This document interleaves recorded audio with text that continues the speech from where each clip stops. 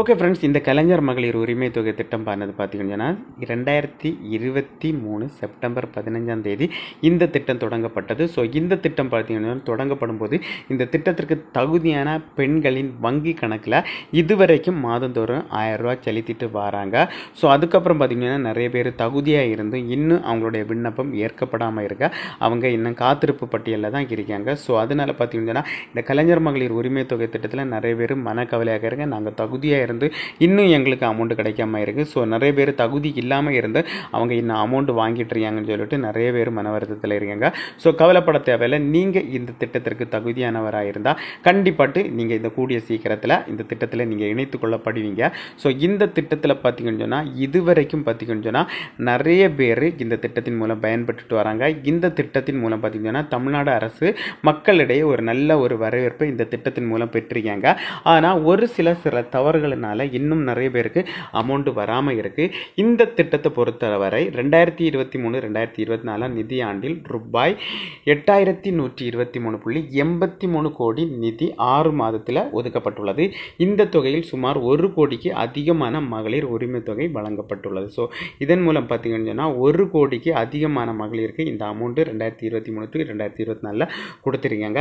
இந்த நிலையில் 2024 ஆண்டுக்கான ரூபாய் 13,722 கோடி ஒதுக்கப்பட்டு இந்த திட்டம் மூலம் கடந்த மார்ச் மாதம் 31ஆம் தேதி வரை முகாம் வாழ் இலங்கை தமிழர் குடும்பங்களை சேர்ந்த 14,723 மகளிர் உட்பட 1,15,27,172 குடும்ப தலைவிகள் பயன்பெற்று வராங்க. ஸோ இதுலேயே அவங்களுடைய செய்தி குறிப்பில் என்ன சொல்லின்னு பார்த்தீங்கன்னா 2025-2024 ஆண்டுக்கு ரூபாய் 13,722 கோடி ரூபாய் ஒதுக்கம் செய்திருக்கிறாங்க. இதன் மூலம் பார்த்தீங்கன்னா கடந்த மார்ச் மாதம் முதல் இந்த 31ஆம் தேதி வரை பார்த்தீங்கன்னு சொன்னால் முகாம் வாழ் இலங்கை தமிழர் குடும்பங்களை சேர்ந்த 14,723 மகளிர் உட்பட 1,15,27,000 குடும்பங்கள் இந்த திட்டத்தின் மூலம் பயன்பட்டு வராங்க. ஸோ பார்த்தீங்கன்னு சொன்னால் இந்த திட்டத்தின் மூலம் நிறைய பேர் பயன்பட்டு வராங்க. இன்னும் பார்த்தீங்கன்னு சொன்னால் புதுசாட்டு அப்ளை பண்ணுவதற்கான அப்டேட்டு இந்த மாதத்தில் கூடிய சீக்கிரத்தில் வர இருக்கிறது. ஸோ இப்போ ஜனவரி மாதம் போயிட்டு இருக்கனால இந்த மாதத்தில் இறுதியில் அதிகமாட்டு புதிய விண்ணப்பத்திற்கான அப்டேட் வர அதிகமான வாய்ப்பு இருக்குது. ஸோ ஆல்ரெடி நீங்கள் புதிய குடும்ப அட்டை அப்ளை பண்ணி உங்களுக்கு புதிய குடும்ப அட்டை வந்திருந்தாலோ இல்லை நீங்கள் இந்த திட்டத்திற்கு அப்ளை பண்ணுறதற்கு நீங்கள் மறந்துருந்தாலோ ஸோ இனிப்போ புதிய அப்டேட் வரபோது நீங்கள் புதுசாட்டு சீக்கிரமாட்டு அப்ளை பண்ணிக்கலாம். அப்ளை எப்படி பண்ணுறதுன்னு சொல்லி பார்த்தீங்கன்னா நீங்கள் டைரெக்டாக சேவை மையம் அல்லது உங்களுடைய வீட்டுக்கு அருகாமையில் இருக்கிற உங்களுடைய ரேஷன் கடையில் போய் நீங்கள் பதிவு பண்ணலாம். அது எப்படி பதிவு பண்ணுறதுன்னு சொல்லிட்டு அதற்கான தகவல் வரும்போது நம்ம சேனலில் அதற்கான வீடியோ பதிவிடுவோம். ஸோ அதுக்கப்புறம் பார்த்தீங்கன்னா இந்த கலைஞர் மகளிர் உரிமை தொகை திட்டத்தில் நிறைய பேர் அமௌண்ட் வாங்கிட்டு இருப்பாங்க. ஸோ அமௌண்ட் வாங்கிட்டு இருக்கும் பொழுதே 1 மாதமோ இல்லை 2 மாதமோ அவங்களுக்கு அமௌண்ட் வராமல் இருக்கும். ஸோ நினச்சிட்டு இருப்பாங்க எங்களுக்கு கலைஞர் மகளிர் உரிமை தொகை திட்டத்தில் அமௌண்ட் வராமல் இருக்குது. ஸோ அதற்கான ரீசன் பார்த்தீங்கன்னா ஒரு சில கிரிட்டேரியா நம்முடைய தமிழ்நாடு அரசு இந்த திட்டத்தின் மூலம் கொடுத்துருக்காங்க. அந்த திட்டத்தில் உள்ள அந்த கிரிட்டேரியா மீறும்போது நீங்கள் ஆட்டோமேட்டிக்கலாகவே இந்த திட்டத்தில் இருந்து நீங்கள் ரிமூவ் செய்யப்படுவீங்க.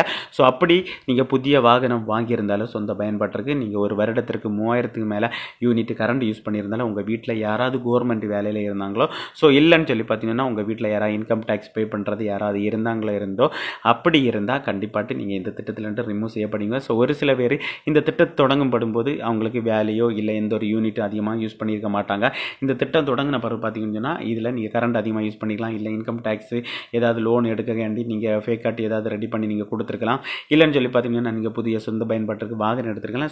ஒரு சில ரீசன் ஏண்டி பார்த்தீங்கன்னா ஆட்டோமேட்டிக்கலாகவே ரிஜெக்ட் பண்ணியிருக்கலாம். ஏன்னு சொல்லி பார்த்தீங்கன்னா தமிழ்நாடு அரசு 3 மாதம் 6 மாதம் ஒரு வருடத்திற்கு ஒரு முறை உங்களுடைய டீட்டெயில்ஸ் எல்லாம் அவங்க ஆட்டோமேட்டிக்கலாகவே செக் பண்ணிட்டு இருப்பாங்க. செக் பண்ணும்போது அவங்க கண்டுபிடிச்சாங்கன்னா இந்த திட்டத்தில் இருந்து ரிமூவ் செய்யப்படுங்க. ஸோ நீங்கள் புது கார் வாங்கினா நீங்கள் ரெஜிஸ்ட்ரேஷன் பண்ணும்போது உங்களோட ஆதார் பேஸு ரெஜிஸ்டர் பண்ணும்போது நீங்கள் உங்களுக்கு தெரிஞ்சிடும் கவர்மெண்ட்டில் இப்படி நீங்கள் புது கார் ரெஜிஸ்டர் பண்ணி அதனால் இந்த திட்டத்தில் இருந்து ரிமூவ் செய்யப்படுங்க. அதுக்கப்புறம் ஒரு வருடத்திற்கு நீங்கள் கரண்ட் பில் எவ்வளோ யூஸ் பண்ணுறீங்க, எத்தனை யூனிட் யூஸ் பண்ணிருக்கீங்கன்னு சொல்லிட்டு அதுவும் செக் பண்ணுவாங்க.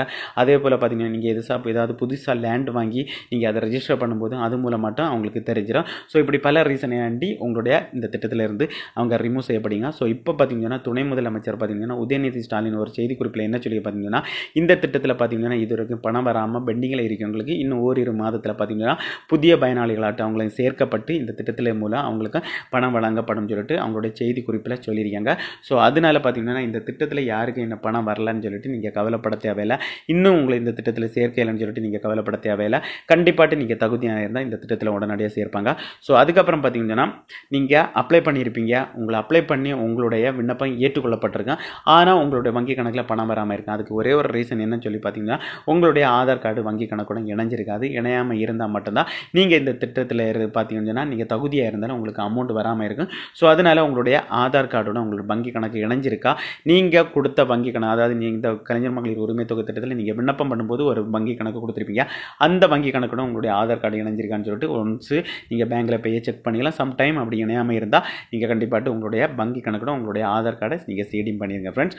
இதுதான் பார்த்தீங்கன்னா கலைஞர் மகளிர் உரிமை தொகை திட்டத்தில் வந்த புது அப்டேட்டு.